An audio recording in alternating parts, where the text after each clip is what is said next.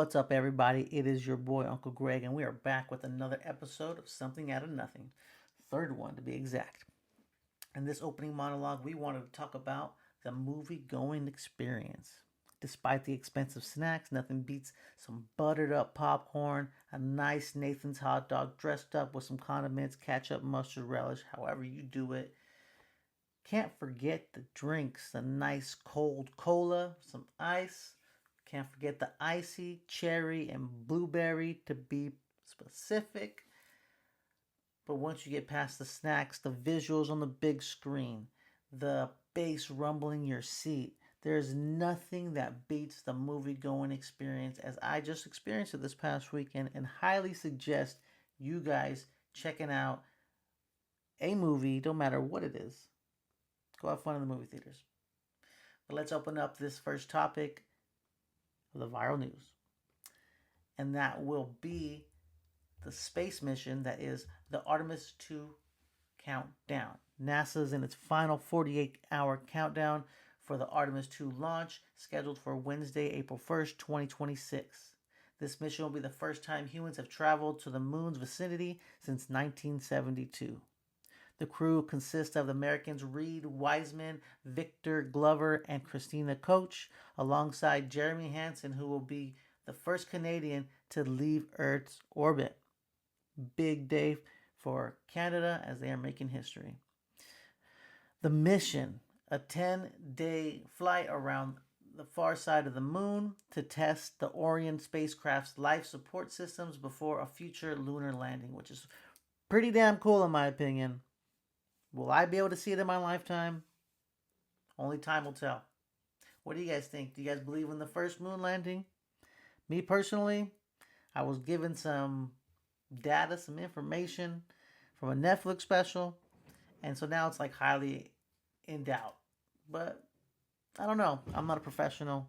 I do not work on this. I'm not a NASA scientist, so I cannot tell you that if it's real or not.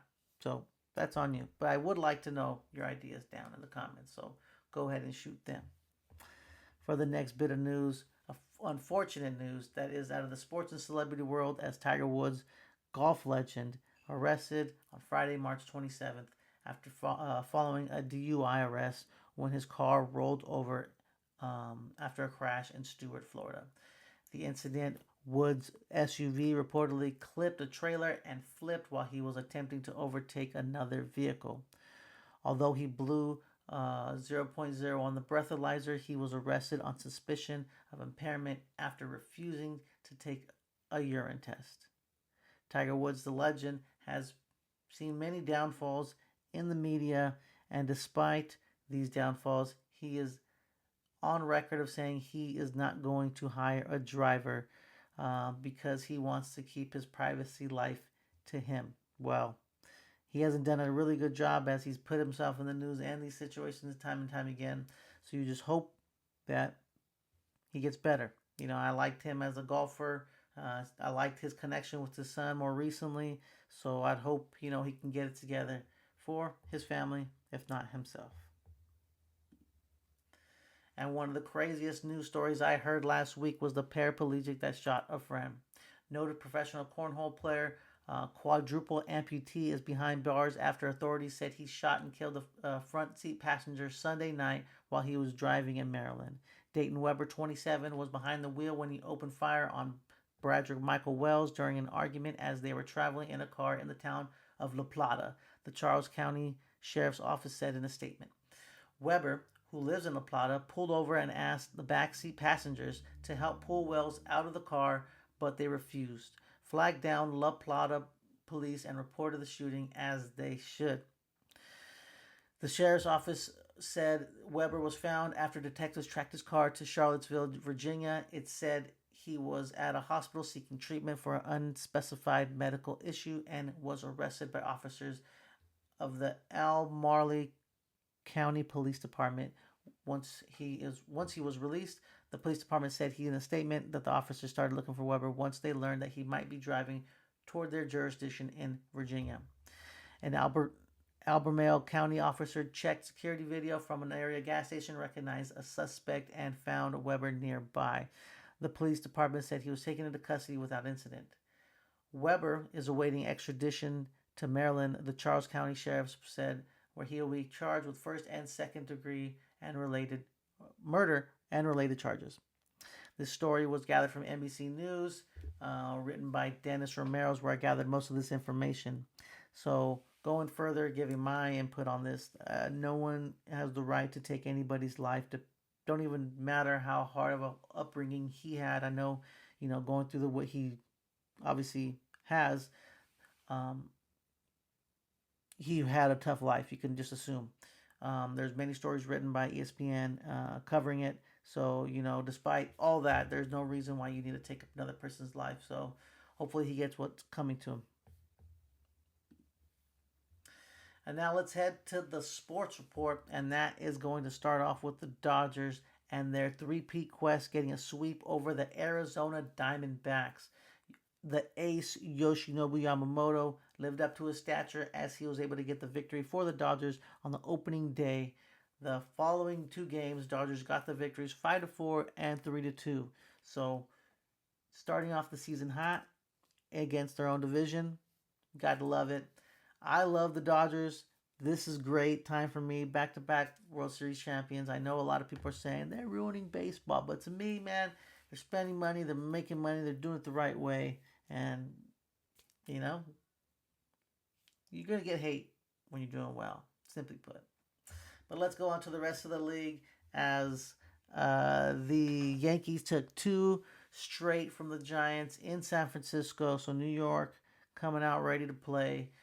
Angels surprising the league, getting 2 out of 3 against the Astros. An Angels resurgence? You never know. We'll see. You want to hope for the best for teams that haven't been relevant for a while. And of course, because Mike Trout's on the squad, you want to see them do a little better. So hopefully they do. We'll see what happens this season. Next up for the NBA playoff races. First off, we got the Luka Doncic and the Lakers. Right now in his first full season, Luka is currently third in league with assists of 8.2. His chemistry with the roster and the Lakers have obviously improved since the beginning and middle of this season. They may go further than I projected. I had Oklahoma City and San Antonio going to the Western Conference, but if they continue this play, they may be able to squeeze their way into that.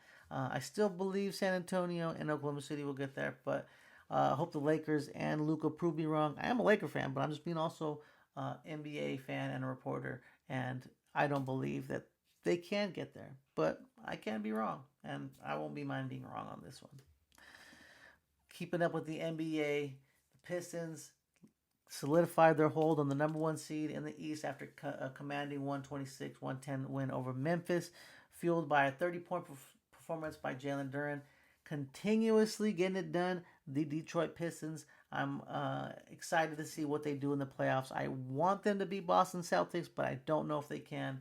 I do believe they have a chance. So we'll see what happens. You gotta love these playoffs. Who do you guys have coming out the East? I don't know if you guys answered that. I know my homegirl did. So let's see, NBA fans, where are you guys at? Let your team know. Be down in the comments.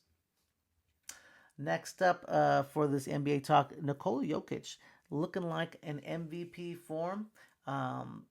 He's leading the league in both rebounds with 12.9 and assists 10.8. Now, there's a lot of players who are putting up insane numbers but didn't make the 65-game threshold to get this award. So it's going to be interesting to see who gets the MVP, who qualifies for the MVP.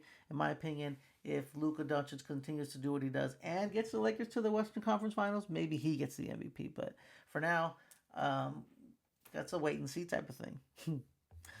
Now to the hard courts, where I don't have much knowledge, but I am a fan of just sports in general. And this past weekend, tennis stars Jannik Sinner and Aryna Sabalenka complete the Sunshine Double. Jannik Sinner made history on Sunday, March 29th, by defeating Jari Lehecka 6-4, 6-4 to win the 2026 Miami Open. But not only is this feat that hasn't been done since Roger Federer since 2017 insane, his streak is 34 consecutive sets won. So he's doing it while just manhandling the competition. So much respect to him. Aryna Sabalenka got the win over Coco Gauff. He and Sabalenka became the first to accomplish this double, the sunshine double in the same year since Novak Djokovic and Victoria Azarenka in 2016. So, Arina Sabalenka, Yannick Sinner, congratulations. I hope to follow you guys' career. Hope you guys continue to push it and get more W's. I, myself, as a novice, will hopefully tune in more. Hopefully you guys do too. Are you guys fans of tennis? Let me know down in the comments. Let me know who's a fan of tennis or other sports. Let me know what you guys want me to cover. I'm down to dip my toes in some stuff and talk about some things I don't know. But we can have a conversation about what is going on. All right, so the next topic, we have March Madness as the men's Final Four is set with UConn taking on Illinois and two number one seeds, Arizona, taking on Michigan. But before even that, how about that buzzer beater by UConn coming back against Duke? They were down 6 points with 1:14 to play and made it happen. I stepped out, grabbed some food, thought I was good, thought the game was over. My dad made a bet. He's like, hey, this game is in the book. So I was like, hey, let's go. Let's move on to the next thing. Let's get me and my daughter some food. When I come back, all of a sudden my dad is upset. What happened? You see the buzzer beater. Insane. Honestly, it's what March Madness is all about. And it's encapsulating. There's been so many good games this March Madness tournament. I don't know.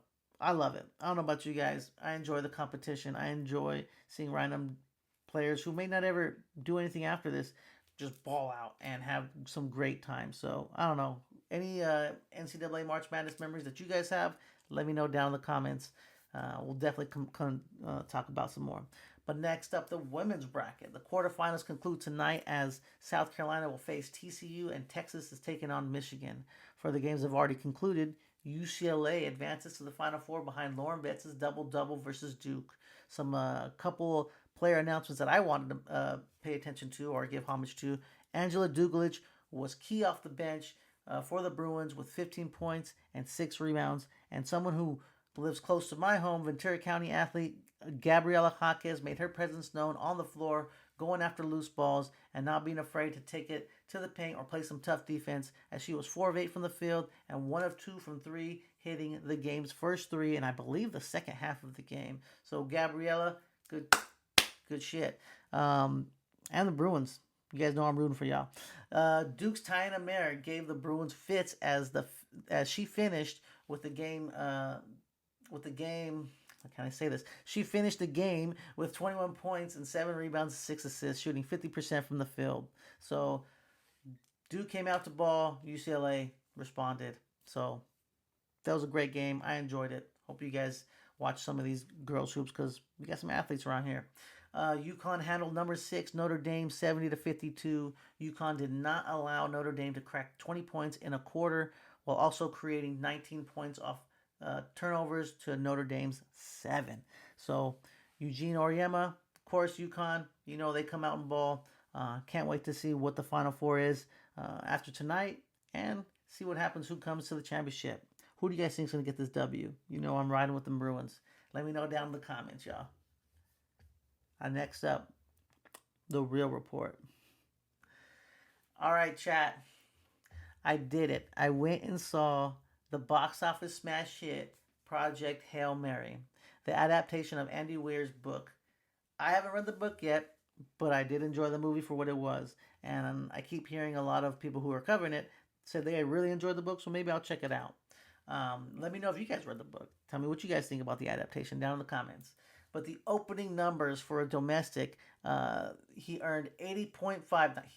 The whole team of Project Hail Mary, starring Ryan Gosling, directed by Phil Lord, Christopher Miller, hit America with $80.5 million across 4,007 theaters, achieving an average screen of $20,000 and $111. I can't speak right.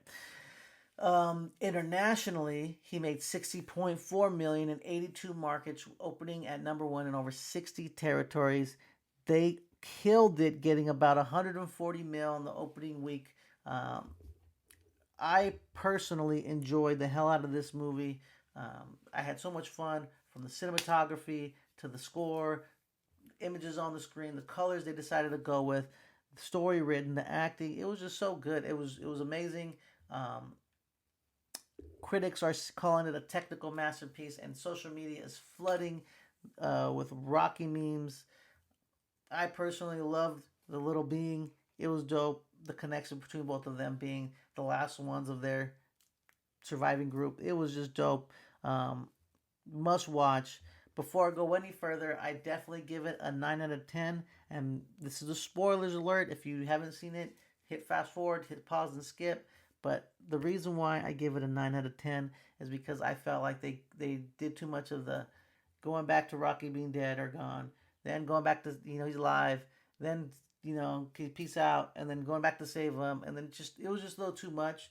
I think maybe one or two of those, you know what I'm saying, would have been good enough. But like, I think it was like three or four, like, little, whoa, come on now. But that's just me, that's me. Movie was amazing. I enjoyed it. I will definitely watch it again.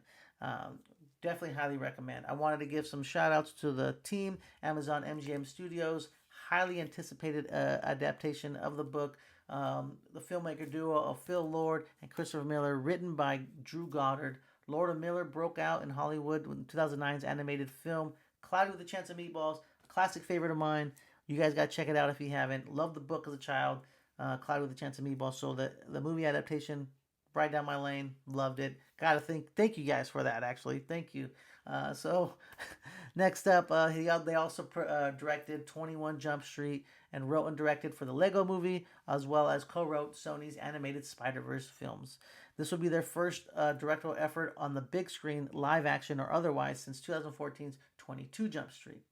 Writer Drew Goddard is no stranger to science fiction, as he got his start with Matt Reeves in 2008 thriller Cloverfield, penned Mark Foster's adaptation of World War Z, and most notably earned a wealth of awards attention for adapting Andy Weir's first novel, The Martian.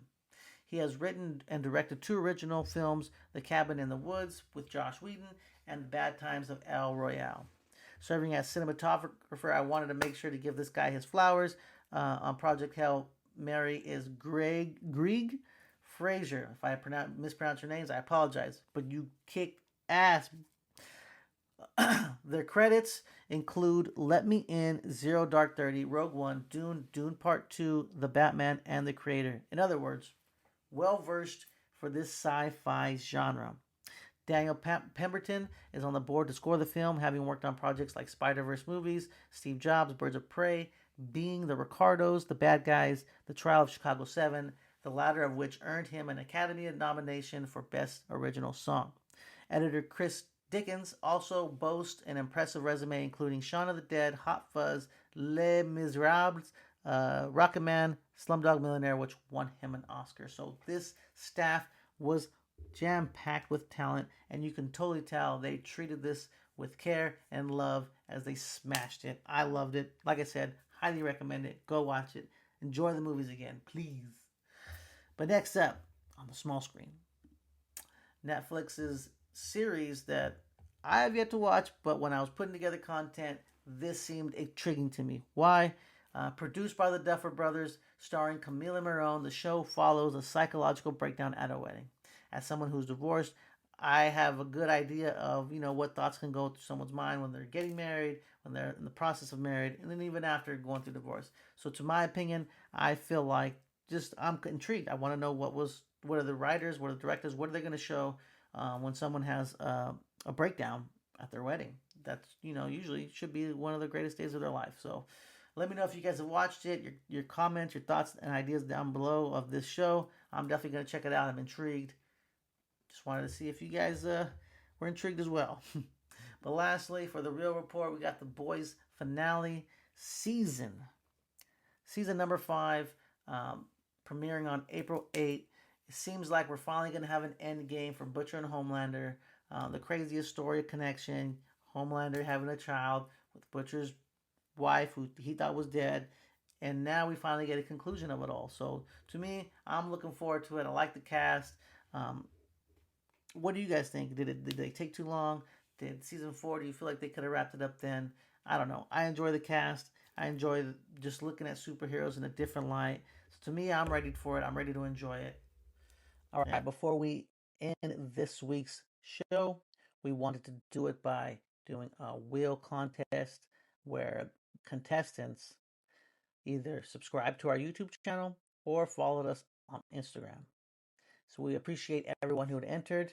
Good luck to the entries, and the winner gets a 2025 pack Topps World Series pack of Dodgers cards. So let's see who gets this win. Again, thank you to everybody who entered. Here we go.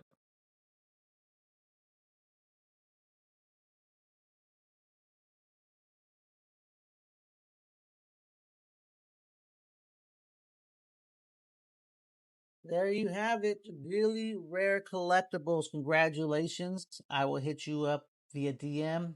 See how you want to get these pack of cards. As to everyone else, thank you for participating. I appreciate it. Hope you guys have a great week.